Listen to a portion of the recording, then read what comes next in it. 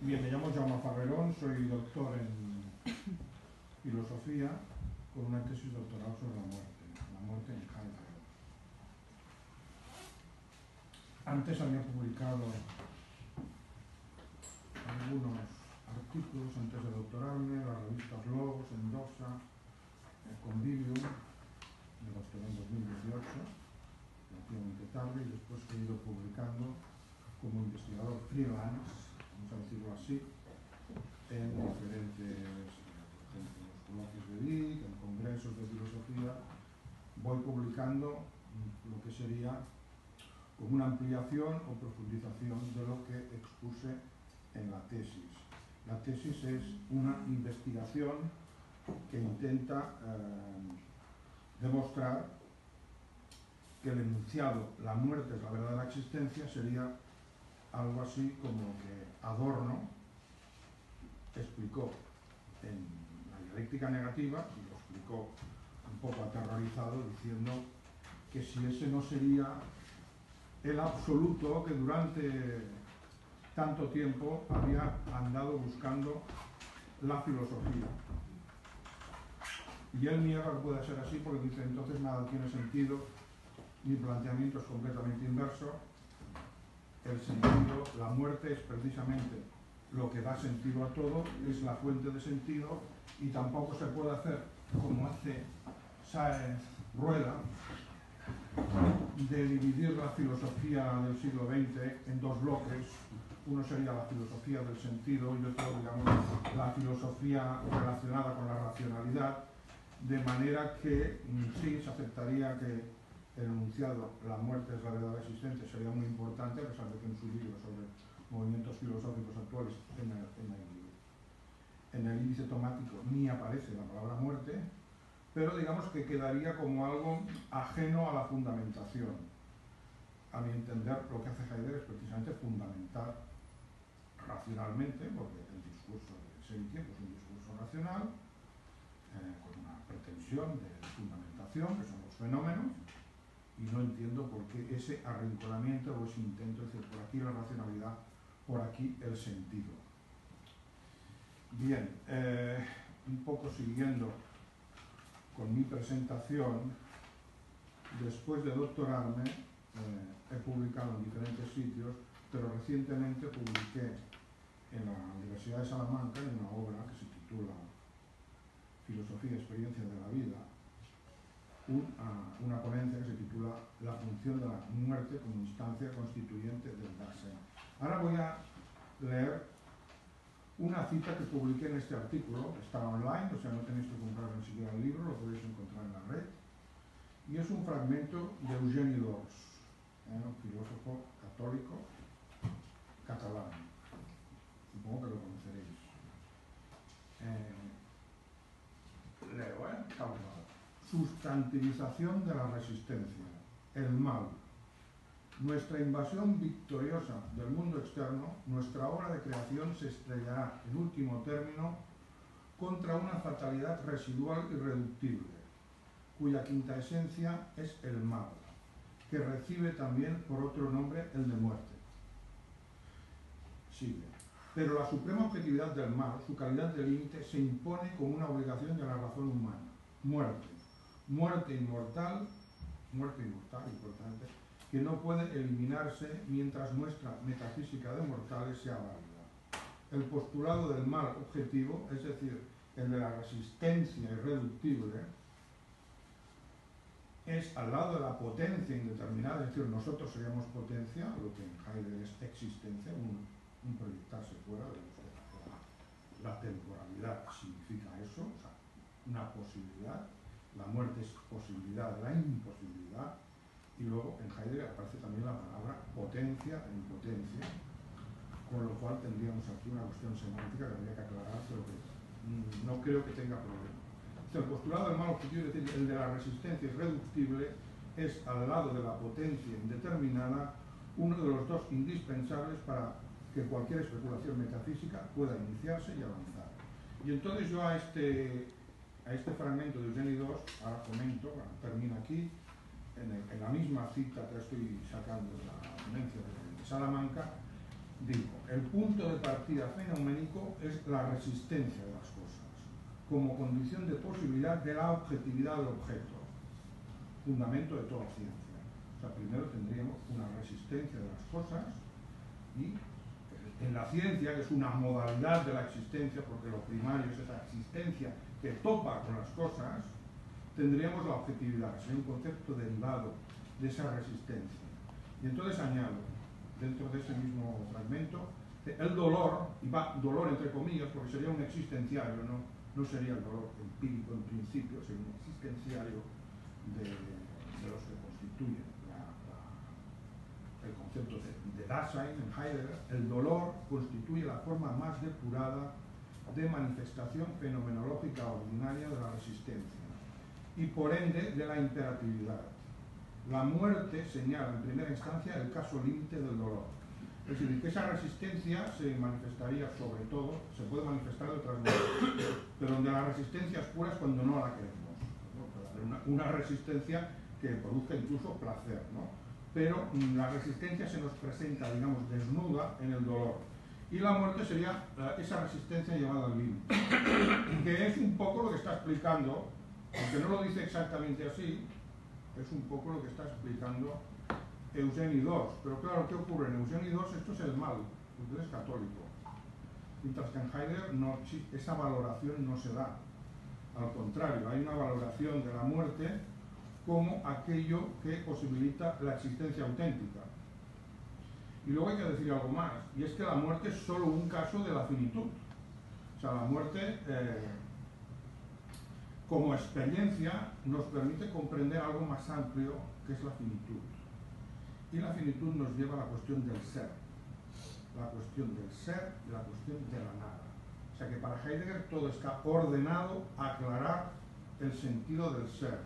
Y la muerte sería una experiencia que nos permite acceder a la cuestión del ser, que es también la cuestión de la nada. Bien, ahora vuelvo un poco hacia atrás, porque, como sabemos, la filosofía de Heidegger se puede resumir, al menos yo diría que toda, la filosofía de Heidegger se puede resumir en una frase. El ser no es un ente, sino la finitud de todo ente. ¿Qué significa eso?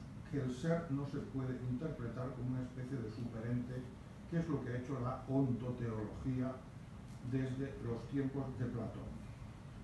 Y ahora, eso nos metería en otro tipo de debate. Yo ahora voy a algo muy concreto.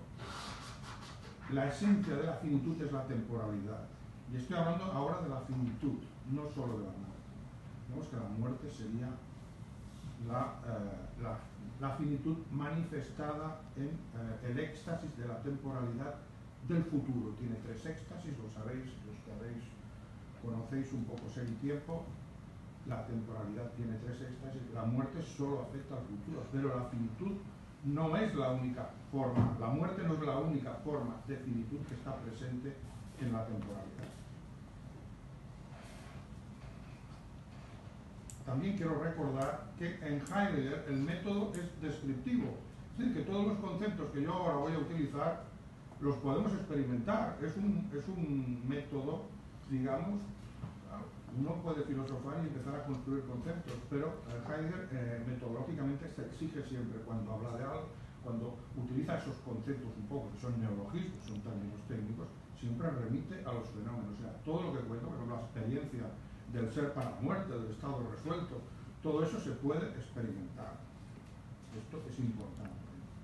A ver, el objeto de esta ponencia es llamar la atención sobre el hecho de que la muerte en Heidegger no es solo ese acontecimiento al final de la vida, del que se ha hablado en alguna otra ponencia aquí, en comunicación, sino que la muerte como finitud constituye la esencia de la temporalidad originaria en todos los elementos de su estructura. Esta, digamos, he hecho como una introducción más general para que se vea el contexto, pero el interés de esta comunicación, y lo desarrollaré cuando llegue el momento, aquí solo podré dar unas pinceladas, es que la finitud, y de alguna manera la muerte, está en el nacimiento. La finitud es facticidad, es decir, es un límite que no podemos superar, el nacimiento, nos dice lo que somos, nuestros padres no los elegimos, ni nuestra nacionalidad, ni nuestro cuerpo, ni nuestra forma de ser.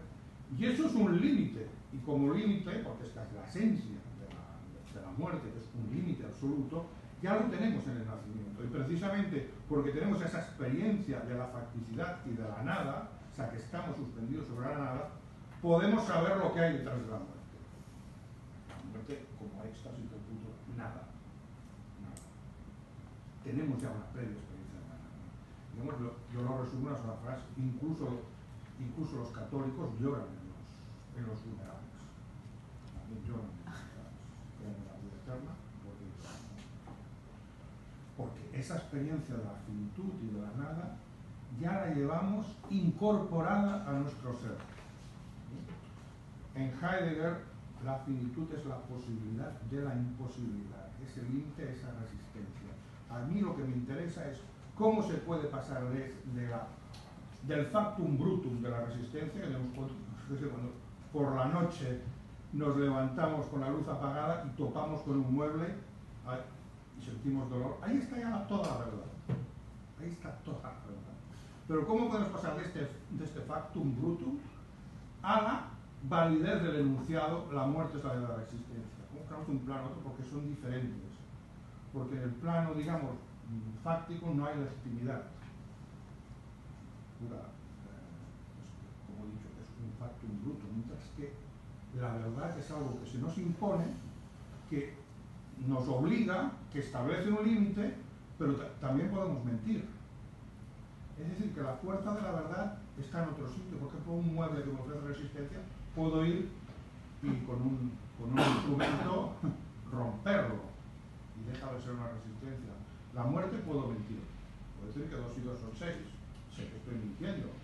Pero la muerte, lo que es la verdad como tal, no se la puede modificar. No hay ningún hacha, nada. Está ahí. Su fuerza está en que se nos impone de jure.